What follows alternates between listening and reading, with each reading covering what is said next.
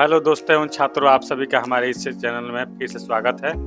आज आपके लिए 10वीं वर्ग की गणित विषय लेसन 8 त्रिकोणमिति शुरू करने वाला हूं और हमारे इस वीडियो को ध्यान से देखिएगा, सुनिएगा, बहुत आपको अच्छा लगेगा, समझ में भी आएगा। चलते हैं इस वीडियो की तरफ, शुरू करते हैं। जो है त्रिकोणमिति ट्राइगोनोमेट्रॉन से बना है।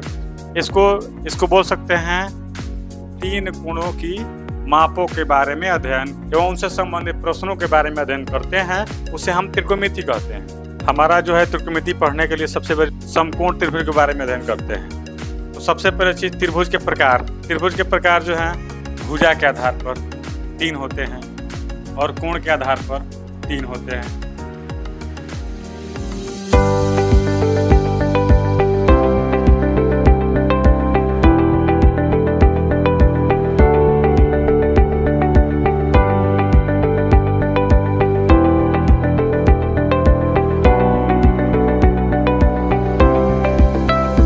समबाहु त्रिभुज क्या है?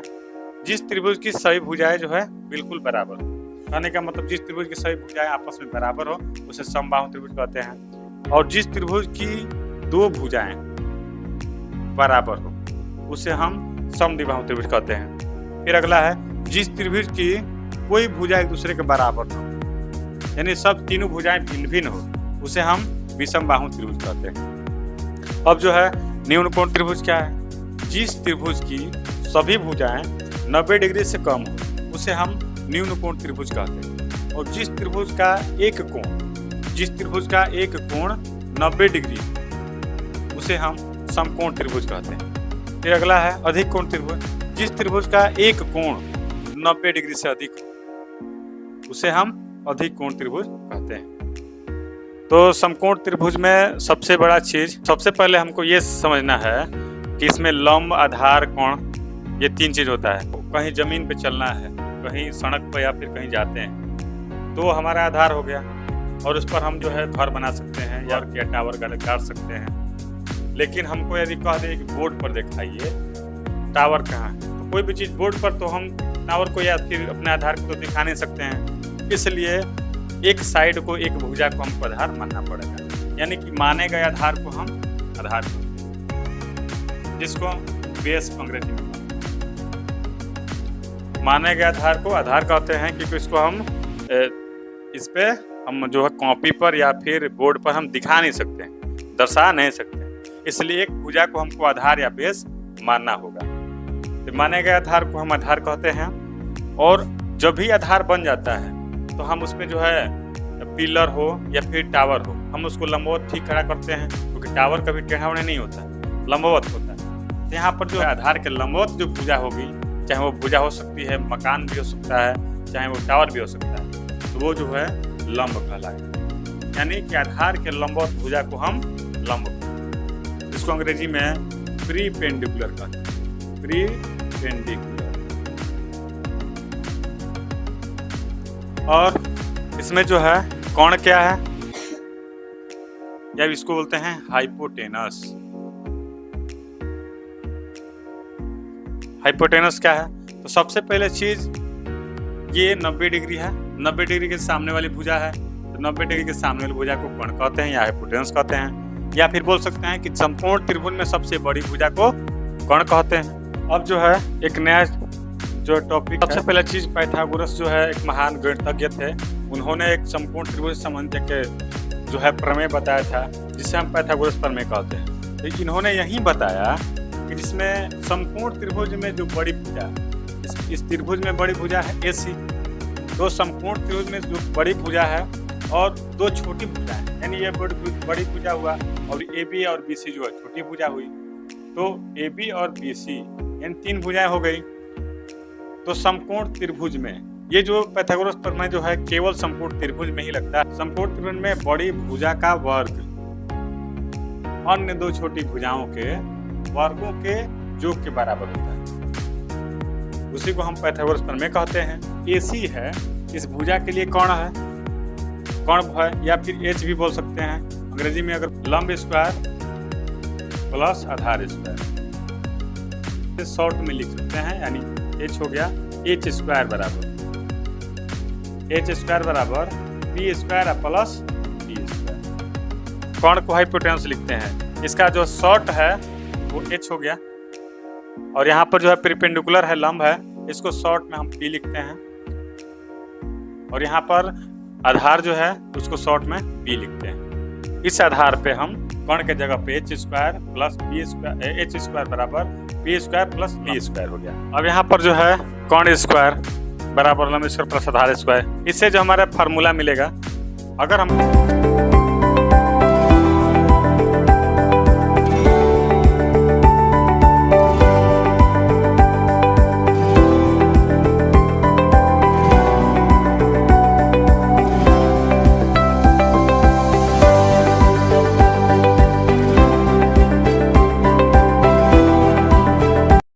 ट्रिग्नोमेट्रिक रेशियो, न्यून कोण के सापेक्ष भुजाओं के अनुपात को त्रिकोणमितीय अनुपात कहते हैं। जैसे साइन थीटा हमको निकालना है तो 4/5 लिख दिए, तो यहाँ पर न्यून ए और बी जो ए और सी जो है न्यून कोण है, इनके जो है सापेक्ष है। भुजा कौन हुआ?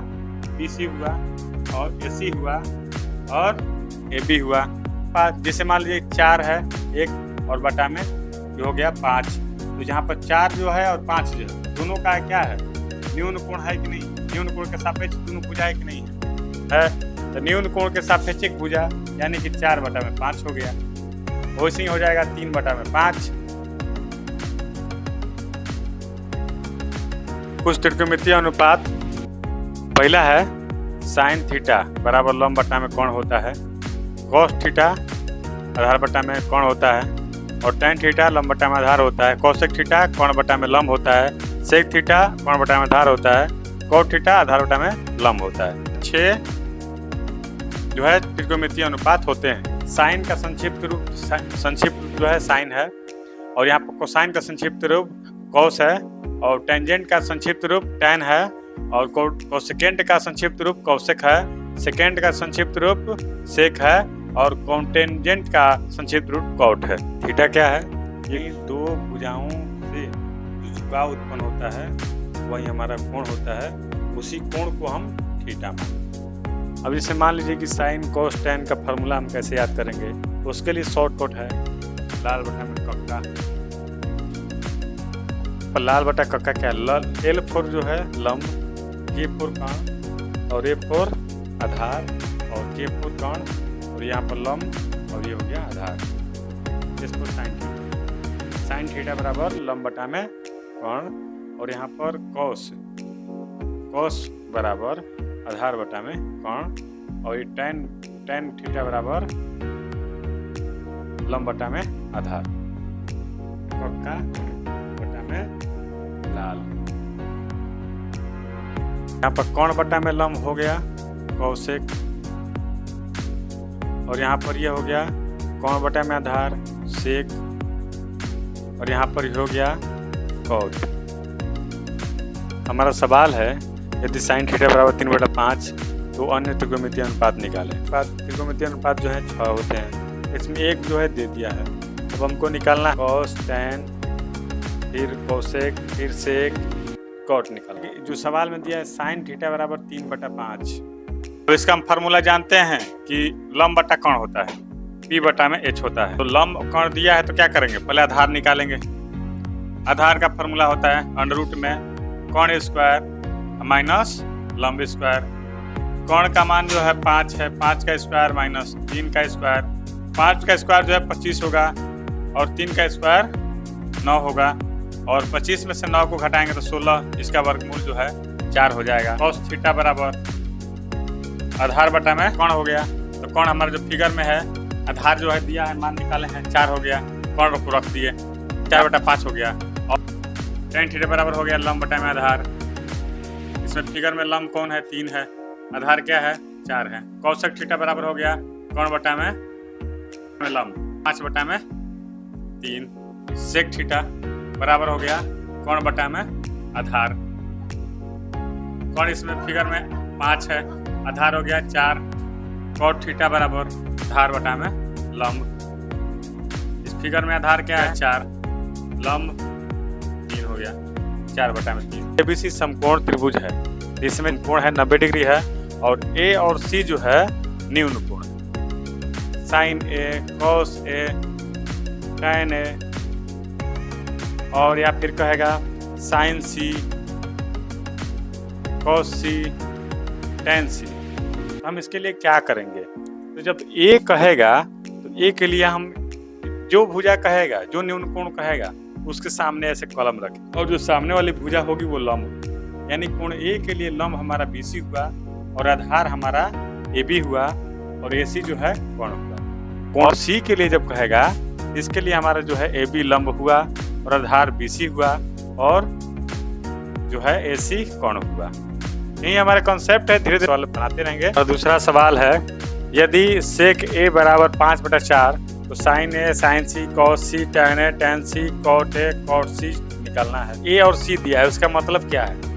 ए और सी जो है दो न्यून कोण, ये लंब है या आधार है, इसका हम कैसे कंफर्म करेंगे? तो सबसे पहला चीज, ये 90 डिग्री के सामने वाली भुजा कर्ण होती है, यानी जो ए सी है स्थिर है, कोण ए के लिए लेंगे तो सामने वाली भुजा लंब हो गई, आधार हो गया ए बी और कर्ण हो गया ए सी। उसी प्रकार से सी के लिए अगर लिया जाए तो सामने वाली भुजा लंब होती है, तो ए बी यहाँ पर लंब हो गया और बी सी जो है आधार हो गया और ए सी जो है कर्ण हो गया। चलते हैं सवाल की तरफ। सवाल है सेक ए बराबर 5/4, तो इसका फॉर्मूला हम जानते हैं कि जो है कोण बटा में आधार होता है। यहाँ पर कोण है 5, आधार कौन है 4, किसके लिए? कोण ए के लिए। कोण ए के लिए सामने वाली भुजा लंब होती है, यहाँ पर बी सी यहाँ पर लंब है, आधार दिया है 4 और कोण दिया है 5। लंब बराबर हो जाएगा क्या? कोण स्क्वायर, अंडर रूट में कोण स्क्वायर माइनस आधार स्क्वायर। कोण का मान कितना है? 5 का स्क्वायर माइनस 4 स्क्वायर। 5 का स्क्वायर हो गया 25 माइनस हो जाएगा 16 हो गया। फिर यहाँ पर आ गया √9 का वर्गमूल हो गया 3। यहाँ पर जो मान हो गया 3। इस सवाल के मुताबिक हम फिगर बनाए। अगर यहाँ पर सी लिख देते तो गलत हो जाता, क्योंकि लंब आधार बदल रहा है। साइन ए हो या साइन सी हो, दोनों का फॉर्मूला वही रहेगा, फॉर्मूला में कोई अंतर नहीं होता। ये साइन ए बराबर होता है लंब बटा में कोण। ए के लिए सामने वाली भुजा लंब होती है, लंब है 3 और कोण हो गया 5, 3/5 हो गया।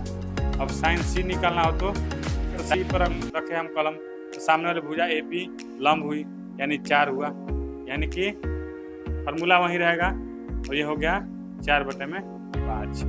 अब हमको निकालना है कॉस सी, तो सी के लिए लंब होता है, ये यहाँ पर 4 लंब है, आधार हुआ 3, यानी कि कॉस सी बराबर फॉर्मूला आधार बटा में कोण। यहाँ पर सी के लिए लंब हुआ 4, आधार हुआ 3/5। टैन ए के लिए क्या होगा? टैन ए के लिए लंब कौन? 3, आधार कौन? 4, 3/4 हुआ, क्योंकि लंब बटा में आधार होता है। और टैन सी के लिए फॉर्मूला वही होगा, लंब बटा में आधार। टैन सी के लिए लंब 4 और आधार जो है 3, यानी हो गया 4/3। कोट ए का फॉर्मूला क्या होता है? आधार बटा में लंब। ए के लिए यहाँ पर आधार हो जाएगा 4 और बटा में 3 हो जाएगा। फिर आपका कोट सी के लिए लंब हुआ 4 और आधार हुआ 3/4 हो जाएगा। अब है हमारा जो सवाल है पूरी तरह से कंप्लीट हो चुका है और हमने जितना तक बताया है उसमें जो है 8.1 का सारा सवाल बन जाएगा। अपना जो है प्रयास जारी रखिए। हमारा पूरा वीडियो यदि आपको अच्छा लगा हो तो हमारे चैनल को लाइक, शेयर और सब्सक्राइब जरूर करिएगा। तब तक के लिए बहुत बहुत धन्यवाद और अगला वीडियो आपको इसके अगले टॉपिक को लेके आएंगे। ये आप सभी का बहुत बहुत